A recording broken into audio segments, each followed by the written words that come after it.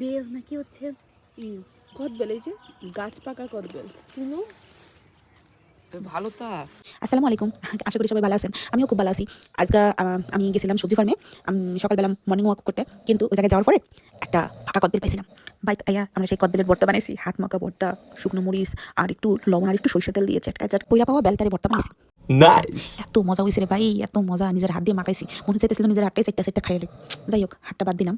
এখন একটু বিষয় নিয়ে আলোচনা করতে চাইতেছি, সেটা হলো আমি যে বেলটা নিয়ে এলাম, ওই যে গাছ থেকে পাকা বেলটা পড়ে গেছে মাটিতে, হ্যাঁ, তো ওইটা যে আমি তুলে নিয়ে এলাম, হ্যাঁ, ওইটা নিয়ে আসার পরে যে আমরা ভর্তা বানিয়ে খাইলাম, ওই লেগাতে কিন্তু আমি কোনো পে করি না, মানে টাকা দিই নাই, টাকা তো দেই নাই।